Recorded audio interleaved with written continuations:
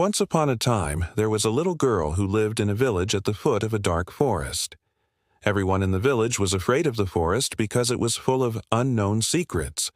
No one had ever dared to enter it.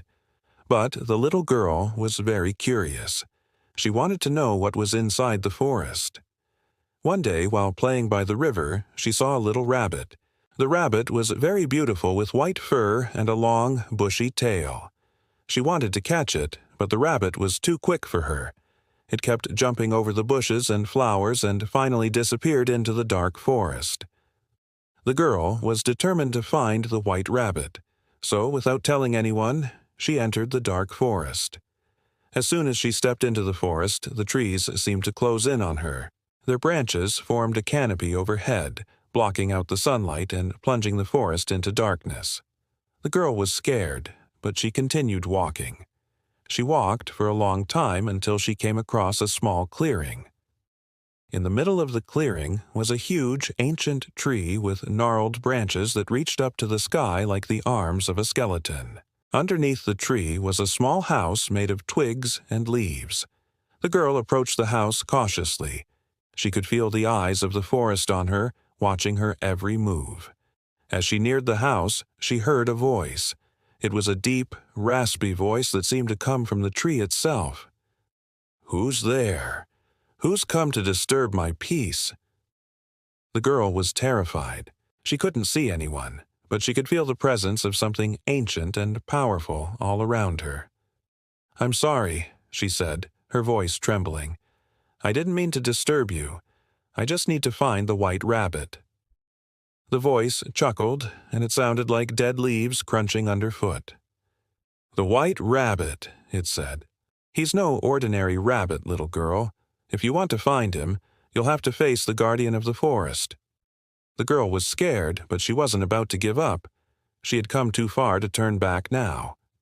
"Where is this guardian?" she asked, trying to sound brave. "And what must I do to pass?" The voice was silent for a moment.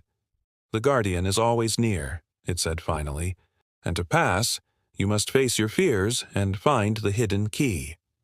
With that, the voice fell silent again. The girl was left alone in the clearing with the ancient tree and the mysterious house. She didn't know where to start looking for the hidden key or how to face her fears. But she knew that if she didn't do something, she would never find the white rabbit. She looked around the clearing, and her eyes fell on a small stream that was flowing nearby. The water was crystal clear, and she could see little fish darting in and out of the rocks. She remembered that the rabbit had jumped over a stream earlier. Maybe she could follow the stream and find the guardian of the forest. The girl walked along the stream.